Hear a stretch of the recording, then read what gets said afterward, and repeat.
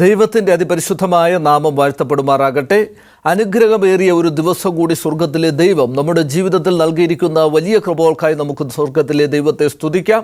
അപ്രകാരം ഇന്നീ ദിവസത്തിലും ദൈവത്തിൻ്റെ സന്നിധിയിൽ സ്തുതി സ്തോത്രങ്ങളോടുകൂടെ ആയിരിക്കുവാൻ സ്വർഗത്തിലെ ദൈവം നമ്മെ ഇടയാക്കുന്ന എല്ലാ കൃപകൾക്കായും നമുക്ക് ദൈവത്തെ സ്തുതിക്കാം. അപ്രകാരം ദൈവത്തിൻ്റെ മാറ്റമില്ലാത്ത വചനങ്ങളെക്കുറിച്ച് ചിന്തിച്ചുകൊണ്ട് ധ്യാനിച്ചുകൊണ്ട് നമ്മൾ ഈ ദിവസത്തിലായിരിക്കുന്നത് ഏറ്റവും അനുഗ്രഹപ്രദമായിരിക്കും.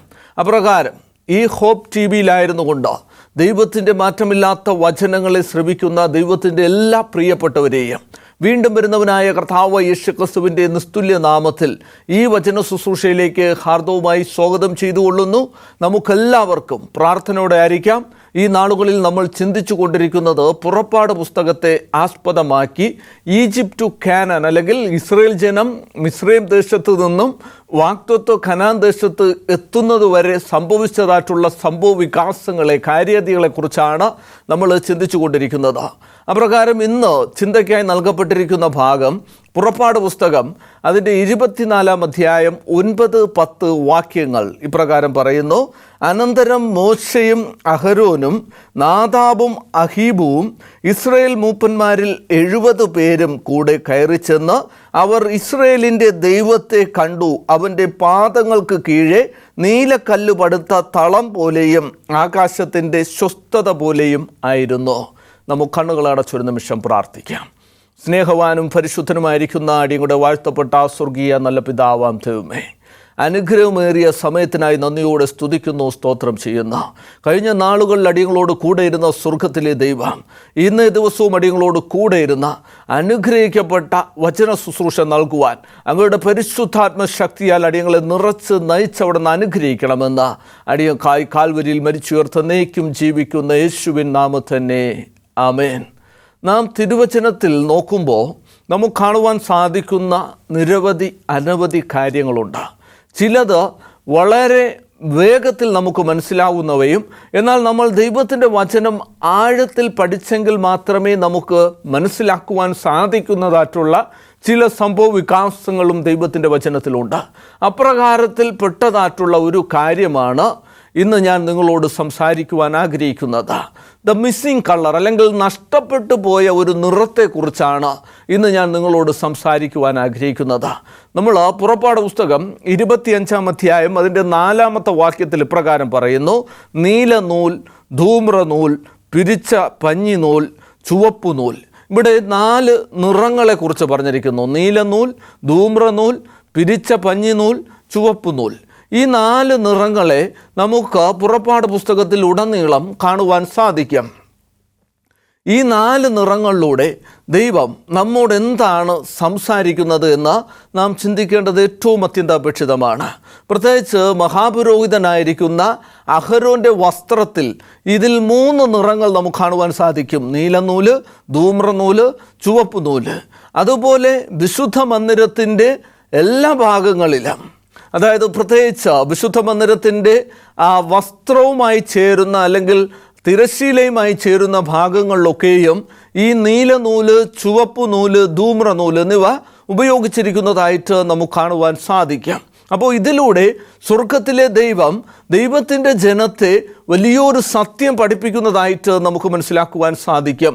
ഇനി ഇതിൻ്റെ ആ ക്രമം നമ്മൾ നോക്കുകയാണ് എങ്കിൽ ആദ്യം നീലയാണ് വന്നിരിക്കുന്നത്. എല്ലായിടത്തും ആദ്യം നീല നൂലിലാണ് തുടങ്ങിയിരിക്കുന്നത്. അപ്പോൾ ഇതിലെ ഓരോ നിറങ്ങളും എന്തിനെ പ്രദാനം ചെയ്യുന്നു എന്ന് നാം മനസ്സിലാക്കേണ്ടത് ഏറ്റവും അത്യന്താപേക്ഷിതമാണ്. പുറപ്പാട് പുസ്തകം 24-ാം അധ്യായം അതിൻ്റെ 9-10 വാക്യങ്ങളിൽ ഇവിടെ നാദാഹുവും അബീഹുവും ഇസ്രയേൽ മൂപ്പന്മാരിൽ 70 പേരും മോശയും അഹരോനും, അങ്ങനെ 74 പേര് സീനായ് മലമുകളിലേക്ക് കയറി പോകുന്നു. ദൈവം വിളിച്ചതിന് പ്രകാരം ഇവിടെ 74 പേര് സ്വർഗത്തിലെ ദൈവത്തിൻ്റെ അടുക്കലേക്ക് പോകുന്നു. എന്നാൽ ഇവിടെ നാം നോക്കുമ്പോൾ നമുക്ക് കാണുവാൻ സാധിക്കുന്നതായിട്ടുള്ള ചില കാര്യങ്ങളുണ്ട്. ദൈവത്തിൻ്റെ അടുക്കലേക്ക് ഇവർ 74 പേരും കടന്നു ചെല്ലുന്നില്ല. ഈ 70 പേരും 73 പേരും ഒരു പ്രത്യേക സ്ഥലത്ത് നിൽക്കുന്നു. അതിനുശേഷം മോശ മാത്രമാണ് സ്വർഗത്തിലെ ദൈവത്തിൻ്റെ സന്നിധിയിലേക്ക് കടന്നു ചെല്ലുന്നത്. അതോടൊപ്പം സ്വർഗത്തിലെ ദൈവം മോശയോട് കൽപ്പിക്കുന്നു, സാധാരണക്കാരായിരിക്കുന്ന ജനങ്ങൾ പർവ്വതത്തിൻ്റെ അടിവാരത്ത് നിൽക്കണം, അവർ ഒരിക്കലും പർവ്വതം തുടരുത് എന്ന് സ്വർഗത്തിലെ ദൈവം കൽപ്പിക്കുന്നു. അതിനുശേഷം 73 പേരെയും കൂട്ടി മോശ കടന്നു വരുന്നു. എന്നാൽ പർവ്വതത്തിൻ്റെ ഒരു പ്രത്യേക സ്ഥലത്തെത്തുമ്പോൾ ഈ 73 പേരെയും അവിടെ ആക്കിയതിന് ശേഷം മോശ മാത്രം സ്വർഗത്തിലെ ദൈവത്തിൻ്റെ അടുക്കലേക്ക് കടന്നു ചെല്ലുന്നു. അപ്പോൾ ഇതിൽ നിന്ന് നമുക്ക് മനസ്സിലാക്കുവാൻ സാധിക്കുന്ന ചില കാര്യങ്ങളുണ്ട്. നമ്മൾ വിശുദ്ധ മന്ദിരത്തെക്കുറിച്ച് ചിന്തിക്കുമ്പോൾ, സമാഗമന കൂടാരത്തെക്കുറിച്ച് ചിന്തിക്കുമ്പോൾ, വിശുദ്ധ മന്ദിരത്തിന് 3 ഭാഗങ്ങളുണ്ട് എന്ന് നമുക്ക് മനസ്സിലാക്കുവാൻ സാധിക്കും. അതിൽ ഒരു പാപിയായ മനുഷ്യന് കടന്നു വരുവാൻ, സാധാരണപ്പെട്ടൊരു മനുഷ്യന് കടന്നു വരുവാൻ തക്കതായിട്ടുള്ള ഒരു സ്ഥലം, എത്തപ്പെടുവാൻ കഴിയുന്നതായിട്ടുള്ള സ്ഥലം എന്ന് പറയുന്നത് പ്രാകാരമാണ്. പ്രാകാരത്തിൽ മാത്രമേ സാധാരണ ജനങ്ങൾക്ക് പ്രവേശനമുള്ളൂ. പരിശുദ്ധ സ്ഥലത്തെ ശുശ്രൂഷ ചെയ്യുന്നത് പുരോഹിതനാണ്. അതിപരിശുദ്ധ സ്ഥലത്ത് വർഷത്തിലൊരിക്കൽ മാത്രമേ മഹാപുരോഹിതൻ പ്രവേശിച്ചിരുന്നുള്ളൂ പാപപരിഹാര ദിവസത്തിൽ. അപ്പോൾ ഈ 74 പേരും മറ്റ് ആളുകളും മോശയും കടന്നു ചെല്ലുന്നതായിട്ടുള്ള ഈ പർവ്വതത്തിനെ നമുക്ക് വിശുദ്ധ മന്ദിരത്തോട് താരതമ്യം ചെയ്യുവാൻ സാധിക്കാം. ഇവിടെ പർവ്വതത്തിൻ്റെ അടിവാരത്ത് സാധാരണ ജനങ്ങൾ നിൽക്കുന്നു. പുരോഹിതന്മാരും മൂപ്പന്മാരും ഈ പർവ്വതത്തിലേക്ക് കയറുന്നുവെങ്കിലും ഒരു പ്രത്യേക പോയിന്റിൽ അവർ നിൽക്കുന്നു, അല്ലെങ്കിൽ പരിശുദ്ധ സ്ഥലത്ത് അവർ നിൽക്കുന്നു. ദൈവം വസിക്കുന്ന ഇടം, അതിപരിശുദ്ധ സ്ഥലത്തേക്ക് മോശ മാത്രം കയറി ചെന്നു എന്ന് കാണുവാൻ സാധിക്കും. അങ്ങനെ മോശ കയറി ചെന്ന ദൈവിക സാന്നിധ്യമുള്ളിടത്ത് ഈ 73 പേര് ഒരു പ്രത്യേക കാര്യം കാണുന്നു. പുറപ്പാട് പുസ്തകം 24-ാം അധ്യായം അതിൻ്റെ 10-ാമത്തെ വാക്യത്തിൽ വളരെ വ്യക്തമായിട്ട് പറയുന്നു, അവിടെ നീല പതിച്ച ഒരു കാര്യം മോശയും മറ്റ് 73 പേരും കണ്ടു എന്ന് തിരുവചനം രേഖപ്പെടുത്തുന്നു. അതിനർത്ഥം ദൈവത്തിൻ്റെ പാദങ്ങൾക്ക് കീഴെയാണ് അവർ ഇത് കാണുന്നത്. നാം സ്വർഗീയ വിശുദ്ധ മന്ദിരത്തെക്കുറിച്ച് ചിന്തിക്കുമ്പോഴും ഭൂമിയിൽ സ്വർഗീയ വിശുദ്ധ മന്ദിരത്തിൻ്റെ മാതൃകയിൽ മോശ പണിതതായിട്ടുള്ള വിശുദ്ധ മന്ദിരത്തെക്കുറിച്ച് ചിന്തിക്കുമ്പോഴും നമുക്ക് കാണുവാൻ സാധിക്കും, ദൈവസിംഹാസനത്തിൻ്റെ അടിസ്ഥാനം നിയമപ്പെട്ടകത്തിനുള്ളിലിരിക്കുന്ന ദൈവിക കൽപ്പനകളാണ് എന്ന് കാണുവാൻ സാധിക്കാം. ഇനി ഈ ദൈവിക കൽപ്പനകളെ ദൈവം കൽപ്പലകൾ എഴുതി മോശയുടെ കരങ്ങളിൽ നൽകി. എന്ത് കല്ലിലാണ് എഴുതിയത് എന്ന് ചോദിച്ചാൽ സഫയർ ബ്ലൂവിലാണ് ഈ ദൈവിക കൽപ്പനകളെ ദൈവത്തിൻ്റെ വിരലുകൾ കൊണ്ട് എഴുതി നൽകിയത് എന്ന് കാണുവാൻ സാധിക്കും. ആ വിലപിടിപ്പുള്ള കല്ലിൻ്റെ നിറം നീലയാണ് എന്ന് കാണുവാൻ സാധിക്കാം. ദൈവകൽപ്പനകൾ ദൈവം എഴുതി നൽകിയിരിക്കുന്ന കല്ലിൻ്റെ നിറം നീലയാണ് എന്ന് കാണുവാൻ സാധിക്കും. അപ്പോൾ സമാഗമന കൂടാരത്തിൽ ഉപയോഗിച്ച് പോരുന്ന നീല നൂല് ദൈവകൽപ്പനകളെ പ്രദാനം ചെയ്യുന്നു എന്ന് നമുക്ക് മനസ്സിലാക്കുവാൻ സാധിക്കും. ഇനി നമുക്ക് മറ്റൊരു ഉദാഹരണം കൂടി, അല്ലെങ്കിൽ മറ്റൊരു കാര്യം കൂടി ചിന്തിക്കാം. സംഖ്യാപുസ്തകം 15-ാം അധ്യായത്തിലേക്ക് കടന്നു വരുമ്പോൾ അവിടെ ഒരു പ്രത്യേക സംഭവ വികാസമുണ്ടായതിനെക്കുറിച്ച് മോശ പ്രവാചകൻ പ്രതിപാദിക്കുന്നു. അവിടെ ഉണ്ടായതായിട്ടുള്ള സംഭവ വികാസം ഇപ്രകാരമാണ്. ദൈവം ഇസ്രായേൽ ജനങ്ങളോട് കൽപ്പിക്കുന്നു, ശബ്ബത്ത് നാളിനെ ശുദ്ധീകരിപ്പാൻ ഓർക്ക് 6 ദിവസം അധ്വാനിച്ച് നിൻ്റെ വേലയൊക്കെയും ചെയ്യുക, 7-ാം ദിവസം നീ ഒരു വേലയും ചെയ്യരുത് എന്ന് ദൈവം സ്പെസിഫിക്കായിട്ട് എടുത്തു പറയുമ്പോൾ, ഇവിടെ ശബ്ബത്തിൽ ഒരു വ്യക്തി വിറക് പറക്കുവാൻ പോകുന്നു. ദൈവം കൽപ്പിക്കുന്നു, നീയോ നിൻ്റെ കുടുംബത്തിൽ ആരോ പരദേശിയോ കാവൽക്കാരനോ ആരും ഒരു ജോലിയും ചെയ്യരുത് എന്ന് കൽപ്പിക്കുമ്പോൾ, ഇവിടെ ഒരു വ്യക്തി ശബ്ബത്തിൽ വിറക് പറക്കാൻ പോയി എന്ന് തിരുവചനം രേഖപ്പെടുത്തുന്ന. അങ്ങനെ വിറക് പറക്കാൻ പോയതായിട്ടുള്ള വ്യക്തിയെ മറ്റുള്ളവരെല്ലാവരും കൂടി പിടിച്ചുകൊണ്ട് വന്ന് ദൈവത്തിൻ്റെ സന്നിധിയിൽ നിർത്തുന്നു. ദൈവത്തോട് മോശ അരുളപ്പാട് ചോദിക്കുകയും അങ്ങനെ അരുളപ്പാട് ചോദിക്കുന്ന സമയത്ത് സ്വർഗത്തിലെ ദൈവം അതിന് പ്രതിവിധി പറഞ്ഞു കൊടുക്കുകയും ചെയ്യുന്നു.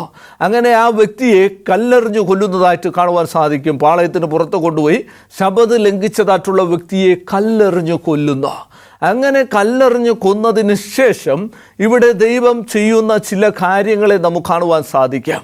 അവിടെ സ്വർഗത്തിലെ ദൈവം ഇസ്രായേൽ ജനങ്ങളോട് കൽപ്പിക്കുകയാണ്, ഇനി നിങ്ങളുടെ വസ്ത്രത്തിൻ്റെ വിളുമ്പിൽ തൊങ്ങലുണ്ടാക്കി അത് ജ്ഞാപകമായിട്ട് നീല ചരട് കെട്ടണം എന്ന് സ്വർഗത്തിലെ ദൈവം ഇസ്രായേൽ ജനങ്ങളോട് കൽപ്പിക്കുന്ന. അപ്പോൾ നാം ചിന്തിക്കേണ്ടതായിട്ടുള്ളൊരു കാര്യം, ദൈവം ഇസ്രായേൽ ജനങ്ങൾക്ക് നൽകിയിരിക്കുന്ന 10 കൽപ്പനകളിൽ ഒരു കൽപ്പന ലംഘിച്ചപ്പോഴാണ് സ്വർഗത്തിലെ ദൈവം അവരോട് അവരുടെ വസ്ത്രത്തിൽ തൊങ്ങലുണ്ടാക്കി അതിൽ നീല ചരട് കെട്ടണം എന്ന് കൽപ്പിച്ചത്. ഈ നീല ദൈവകൽപ്പനകളെ പ്രദാനം ചെയ്യുന്നു എന്നും അതുകൊണ്ട് തന്നെ ഈ നീല ചരട് അവരുടെ വസ്ത്രത്തിൽ ഇരിക്കുന്നത് കാണുമ്പോൾ അവർ മനസ്സിലാക്കണം, ദേ ആർ എ പെക്യൂലിയസ് പീപ്പിൾ, അവർ പ്രത്യേക ജനമാണ് എന്നും ദൈവം വീണ്ടെടുത്ത, ദൈവം വിളിച്ച് വേർതിരിച്ച ജനമാണ് എന്നും അതുകൊണ്ട് പരാസംഗം ചെയ്ത് കൽപ്പന ലംഘിച്ച് നടക്കാതെ കൽപ്പന അനുസരിച്ച് നടക്കുന്നവരാണ് അവരെന്ന് മറ്റുള്ളവർ കാണുമ്പോഴും മനസ്സിലാക്കണം. അതുപോലെ ആ നീല ചരട് അവരുടെ വസ്ത്രത്തിലിരിക്കുന്നത് അവർ കാണുമ്പോഴും മനസ്സിലാക്കണം, എപ്പോഴും ദൈവകൽപ്പനകൾ അനുസരിക്കേണ്ടവരാണ് അവർ എന്ന്. അതുകൊണ്ടാണ് സ്വർഗത്തിലെ ദൈവം ഈ വ്യക്തി പാപം ചെയ്ത് കഴിഞ്ഞപ്പോൾ, ദൈവകൽപ്പന ലംഘിച്ച് കഴിഞ്ഞപ്പോൾ, ശപഥ കൽപ്പന ലംഘിച്ച് കഴിഞ്ഞപ്പോൾ ആ വ്യക്തിയെ കൊന്നുകളഞ്ഞുവെങ്കിലും അതിനുശേഷം ദൈവം ദൈവകൽപ്പനകളെ പ്രദാനം ചെയ്യുന്ന നീല ചരട് അവരുടെ വസ്ത്രത്തിൽ നൽകിയത്. ഇവിടെ ദൈവം ദൈവകൽപ്പന ലംഘിക്കുന്ന ഒരു വ്യക്തിയെ ഇവിടെ കൊന്നുകളയുന്നതിന് സമാനമായിട്ട് പിൽക്കാലത്ത് 70 വർഷക്കാലം സ്വർഗത്തിലെ ദൈവം സ്വർഗത്തിലെ ദൈവം ഇസ്രായേൽ ജനങ്ങളെ ബാബിലോൺ ദേശത്ത് അടിമകളാക്കി വച്ചു എന്ന് കാണുവാൻ സാധിക്കും. കാരണം ദൈവകൽപ്പനകളുടെ ലംഘനം. പ്രത്യേകിച്ച് യിരെമ്യാ പ്രവാചകൻ എടുത്തു പറയുന്നു, ശബത്ത് കൽപ്പനയുടെ ലംഘനം കാരണമാണ് അവർ 70 വർഷം അടിമ ജീവിതം നയിക്കേണ്ടി വന്നത് എന്ന്. അതുകൊണ്ട് നാം ദൈവകൽപ്പനകൾ അനുസരിക്കേണ്ടത് ഏറ്റവും അത്യന്താപേക്ഷിതമാണ്. കൽപ്പനാ ലംഘനം പാപം, പാപത്തിൻ്റെ ശമ്പളം മരണം. അതുകൊണ്ട് തീർച്ചയായും നാം ദൈവകൽപ്പനകൾ അനുസരിക്കേണ്ടത് ഏറ്റവും അത്യന്താപേക്ഷിതമാണ് എന്ന് ദൈവത്തിൻ്റെ വചനം നമ്മെ ഓർമ്മിപ്പിക്കുന്ന. അപ്രകാരം ഈ ഇൻസിഡൻറ്റിൽ നിന്നും, ഈ സംഭവത്തിൽ നിന്നും നമുക്ക് മനസ്സിലാക്കുവാൻ സാധിക്കുന്ന ഒരു കാര്യം, ദൈവകൽപ്പനകൾ ലംഘിച്ചതിന് ശേഷം അവരെന്നും ഓർത്തിരിക്കുന്നതിന് വേണ്ടിയാണ് അവരുടെ വസ്ത്രത്തിൽ സ്വർഗത്തിലെ ദൈവം നീല ചരട് നൽകിയത് എന്ന് കാണുവാൻ സാധിക്കാം. ഇനി അതിനുശേഷം ഇവിടെ 3 കളറുകൾ സ്പെസിഫിക്കായിട്ട് പ്രത്യേകമായിട്ട് എടുത്തു പറയുന്നു. ആദ്യത്തേത് നീല, രണ്ടാമത്തേത് ധൂമ്രം. ധൂമ്രം എന്തിനെ പ്രദാനം ചെയ്യുന്നു എന്ന് നമുക്കെല്ലാവർക്കും അറിയാം. ധൂമ്രം രാജകീയതയെ പ്രദാനം ചെയ്യുന്നു. രാജാക്കന്മാരാണ് ധൂമ്ര വസ്ത്രം ധരിക്കുന്നത്. കർത്താവായ യേശു ക്രിസ്തുവിനെ യഹൂദന്മാരുടെ രാജാവെന്ന് കളിയാക്കി ന്യായവിസ്താരവേളയിൽ കളിയാക്കുന്ന സമയത്ത് ക്രിസ്തുവിനെ ധൂമ്രം ധരിപ്പിച്ചു എന്ന് തിരുവചനം രേഖപ്പെടുത്തുന്നു. അപ്പോൾ ധൂമ്രം രാജകീയതയെ പ്രദാനം ചെയ്യുന്നു. ഇനി കടും ചുവപ്പ് എന്തിനെ പ്രദാനം ചെയ്യുന്നു എന്ന് ചോദിച്ചാൽ യെശയ്യാ പ്രവാചകൻ വളരെ സ്പഷ്ടമായിട്ട് പറയുന്നു, നിങ്ങളുടെ പാപങ്ങൾ എത്ര കടും ചുവപ്പായാലും അതിനെ സ്വർഗത്തിലെ ദൈവം ഹിമം പോലെ വെളുപ്പിക്കും എന്ന കടും ചുവപ്പ് പാപത്തെ പ്രദാനം ചെയ്യുന്ന. എന്നാൽ ആ പാപത്തിന് പരിഹാരമായി കർത്താവായ യേശു ക്രിസ്തു ചൊരിഞ്ഞ രക്തത്തെയാണ് ശരിക്കും ചുവപ്പ് പ്രദാനം ചെയ്യുന്നത്. രക്ഷകൻ തൻ്റെ രക്തം ചൊരിഞ്ഞ് വിമോചനം നൽകി എത്ര കടും ചുവപ്പായ പാപത്തെയും കർത്താവായ യേശു ക്രിസ്തുവിൻ്റെ രക്തമാവുന്ന ചുവപ്പ് കൊണ്ട് മാറ്റുവാൻ സാധിക്കും എന്ന് തിരുവചനം രേഖപ്പെടുത്തുന്നു. അപ്പോൾ കടും ചുവപ്പ് പാപത്തിൽ നിന്നും വീണ്ടെടുത്ത കർത്താവായ യേശു ക്രിസ്തുവിൻ്റെ രക്തത്തെ പ്രദാനം ചെയ്യുന്നു. അപ്പോൾ നീല ദൈവകൽപ്പനയെ പ്രദാനം ചെയ്യുന്നു, ധൂമ്രം രാജകീയതയെ പ്രദാനം ചെയ്യുന്നു. അതുപോലെ കടും ചുവപ്പ് കർത്താവായ യേശു ക്രിസ്തു ആകുന്ന രക്ഷകനെ പ്രദാനം ചെയ്യുന്നു എന്ന് കാണുവാൻ സാധിക്കാം. ഈ 3 നിറങ്ങളും നാം നോക്കുമ്പോൾ നമുക്ക് സമാഗമന കൂടാരത്തിൽ ഉടനീളം കാണുവാൻ സാധിക്കും. പ്രത്യേകിച്ച് വിശുദ്ധ മന്ദിരത്തിലെ തിരശ്ശീല, മറശ്ശീല, ഇതിലൊക്കെയും ഈ 3 നിറങ്ങളിരിക്കുന്നതായിട്ട് കാണുവാൻ സാധിക്കും. അതുപോലെ തന്നെ നമ്മൾ പൗരോഹിത്യ ശുശ്രൂഷയിൽ ഏർപ്പെട്ടിരിക്കുന്ന അഹരോൻ്റെ വസ്ത്രത്തെക്കുറിച്ച് ചിന്തിക്കുമ്പോൾ അഹരോൻ്റെ വസ്ത്രത്തിലും ഈ 3 നിറങ്ങളും നിലനിൽക്കുന്നതായിട്ട്, 3 നിറങ്ങളും നിൽക്കുന്നതായിട്ട് നമുക്ക് കാണുവാൻ സാധിക്കും.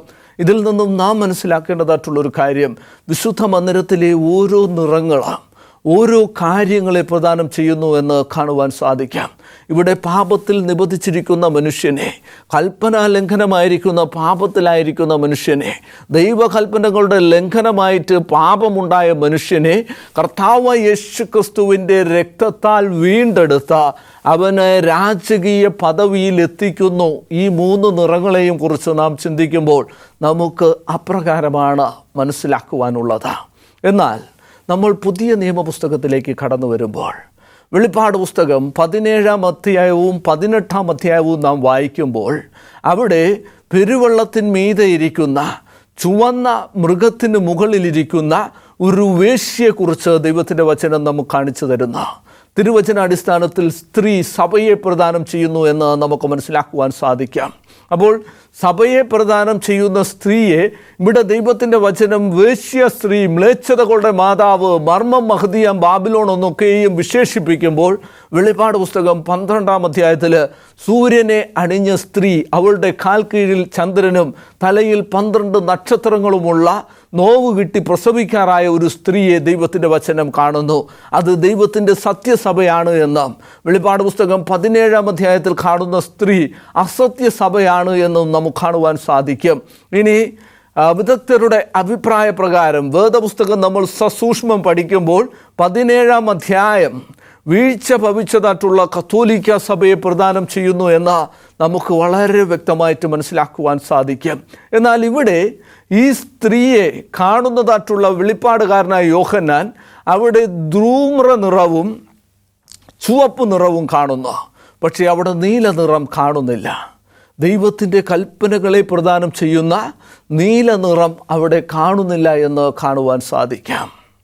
അതിനർത്ഥം ദൈവകൽപ്പനകളെ ഈ കത്തോലിക്ക സഭയാണ് ലോകത്തിൽ നിന്നും മാറ്റിക്കളഞ്ഞത് എന്ന് നമുക്ക് പ്രത്യേകമായി മനസ്സിലാക്കുവാൻ സാധിക്കാം.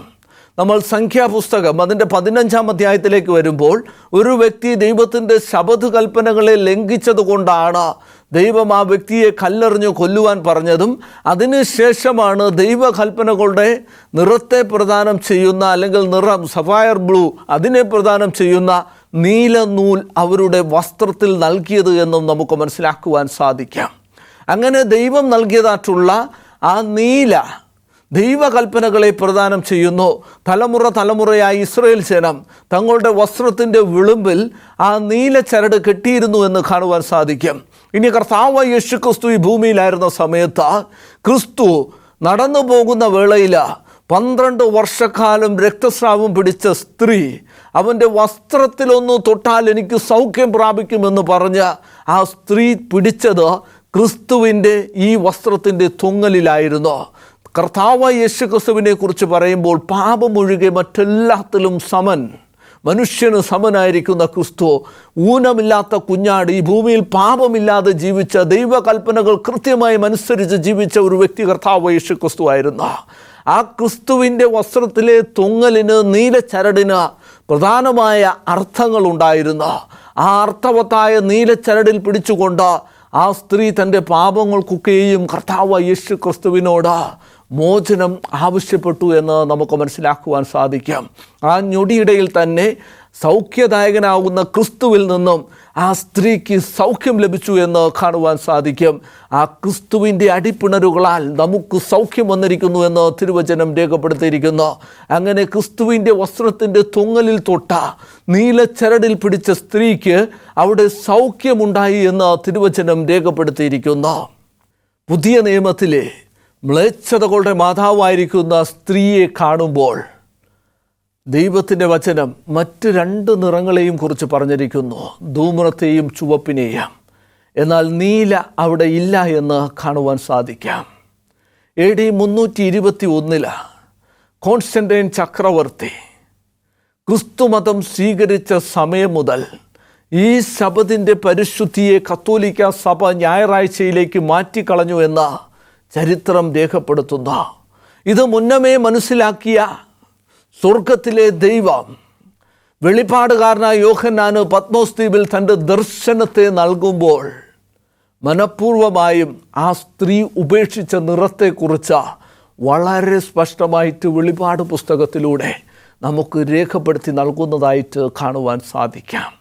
നമ്മൾ എത്ര തൻ്റെ സത്യത്തെ മൂടി വച്ചാലും ഒരു കാലത്ത് ദൈവം അത് വെളിപ്പെടുത്തി നൽകും എന്നതിന് യാതൊരു സംശയവുമില്ല.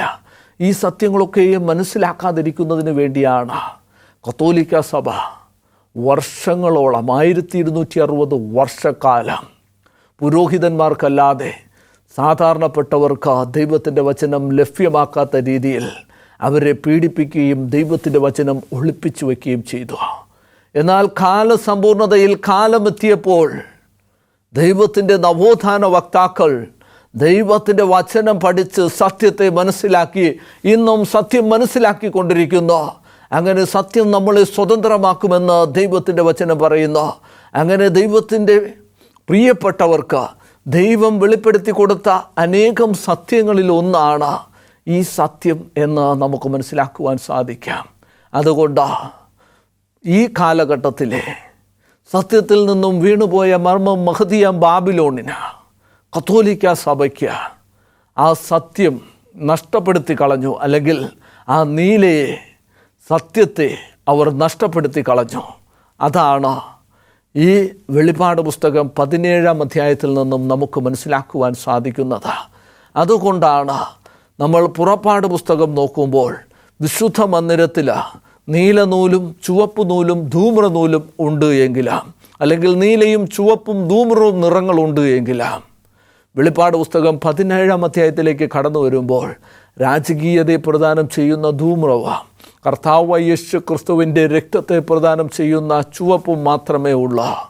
ദൈവകൽപ്പനകൾ, ദൈവസിംഹാസനത്തിൻ്റെ അടിസ്ഥാനമായിരിക്കുന്ന ദൈവകൽപ്പനകൾ അവിടെ ഇല്ല എന്ന് നമുക്ക് മനസ്സിലാക്കുവാൻ സാധിക്കാം. ഈ സത്യങ്ങളെ നാം മനസ്സിലാക്കുമ്പോൾ നമ്മൾ മനസ്സിലാക്കണം, ആ ക്രിസ്തുവിൻ്റെ വരവ് ഏറ്റവും ആസന്നമായിരിക്കുന്നു എന്ന്. മറഞ്ഞിരിക്കുന്ന സത്യങ്ങളെ ദാനിയേൽ പ്രവാചകൻ പറഞ്ഞിരിക്കുന്നത് പോലെ അന്ത്യനാളുകളിൽ മറഞ്ഞിരിക്കുന്ന സത്യങ്ങളൊക്കെയും ഈ ഒരിക്കൽ വെളിപ്പെട്ട് വരും എന്ന ദാനിയേൽ പ്രവാചകൻ പറഞ്ഞിരിക്കുന്നത് പോലെ അനേകം പേർ ഇതിനെ ശോധന ചെയ്ത് പഠിക്കുകയും ആ സത്യം വെളിപ്പെട്ട് വരികയും ചെയ്യും എന്ന് ദാനിയേൽ പ്രവാചകൻ പറഞ്ഞതുപോലെ ഈ നാളുകളിൽ ശക്തമായി ദൈവത്തിൻ്റെ വചനങ്ങളെ പഠിച്ചുകൊണ്ട് മറഞ്ഞിരിക്കുന്ന സത്യങ്ങളെ മനസ്സിലാക്കിക്കൊണ്ട് നമുക്ക് കർത്താവ് യേശു ക്രിസ്തുവിൻ്റെ വരവിനായി ഒരുങ്ങാം. അതിനുവേണ്ടിയാണ് ദൈവം ഇപ്രകാരത്തിലുള്ള സത്യങ്ങളൊക്കെ നമുക്ക് വെളിപ്പെടുത്തി തരുന്നത് എന്ന് മനസ്സിലാക്കി നമുക്ക് ആ ക്രിസ്തുവിൻ്റെ വരവിന് വേണ്ടി നമുക്കൊരുങ്ങാം. അതിനായി ദൈവം നിങ്ങളെല്ലാവരെയും അനുഗ്രഹിക്കട്ടെ എന്ന് ഞാൻ പ്രാർത്ഥിക്കുകയാണ്. അപ്പോൾ വിശുദ്ധ മന്ദിരത്തിലെ ഈ തിരശ്ശീലയിലെ ഈ 3 നിറങ്ങളുടെ അടിസ്ഥാനത്തിൽ സ്വർഗത്തിലെ ദൈവത്തെ ഈ 74 പേർ കാണുമ്പോൾ ദൈവസിംഹാസനത്തിൻ്റെ അടിസ്ഥാനമായിരിക്കുന്ന ഈ നീല എന്തിനെ പ്രദാനം ചെയ്യുന്നു എന്ന് നമ്മൾ മനസ്സിലാക്കിയതിൻ്റെ അടിസ്ഥാനത്തിൽ സംഖ്യാപുസ്തകം 15-ാം അധ്യായത്തിലെ ആ സംഭവത്തെക്കുറിച്ച് നമ്മൾ മനസ്സിലാക്കിയതിന് പ്രകാരം നമുക്ക് മനസ്സിലാക്കുവാൻ സാധിക്കുന്നത് ദൈവത്തിൻ്റെ കൽപ്പനകൾ നിത്യതയോളം നിലനിൽക്കുന്നതാണ്. ആ കൽപ്പനകളെ പ്രദാനം ചെയ്യുന്ന നീല വിശുദ്ധ മന്ദിരത്തിൽ ഉണ്ടായിരുന്നു. എന്നാൽ അന്ത്യനാളുകളിലെ വീഴ്ച ഭവിച്ചതായിട്ടുള്ള സഭയിൽ അതില്ല എന്ന് കാണുവാൻ സാധിക്കും. അതുകൊണ്ട് നമുക്ക് ദൈവകൽപ്പനകളും കർത്താവ് യേശു ക്രിസ്തുവിലുള്ള വിശ്വാസവും കാത്തുകൊണ്ട് നമ്മുടെ ജീവിതങ്ങളെ ക്രമീകരിച്ച് നമുക്ക് മുന്നോട്ട് നീങ്ങാം. അതിനായി ദൈവം നമ്മളെല്ലാവരെയും അനുഗ്രഹിക്കുമാറാകട്ടെ. ഈ സമയം നമുക്ക് നമ്മുടെ കണ്ണുകളെ അടച്ച് ദൈവത്തിൻ്റെ സന്നിധിയിൽ പ്രാർത്ഥിക്കാം.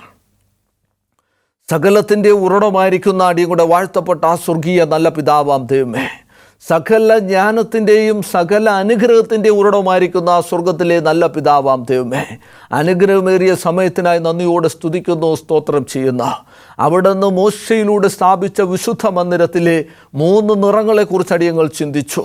എന്നാൽ പുതിയ നിയമപുസ്തകത്തിലേക്ക് കടന്നു വരുമ്പോൾ, പ്രത്യേകിച്ച് അന്ത്യനാളുകളിൽ സംഭവിക്കാനിരിക്കുന്ന കാര്യങ്ങളെക്കുറിച്ച് പറയുന്ന വെളിപ്പാട് പുസ്തകത്തിലേക്ക് കടന്നു വരുമ്പോൾ ഈ 3 നിറങ്ങളിൽ ഒന്ന് നഷ്ടപ്പെട്ടിരിക്കുന്ന കാരണം മനഃപൂർവ്വം മാതൃസഭ അതിനെ മാറ്റിയതാണ് എന്നടിയങ്ങൾ അറിയുന്ന.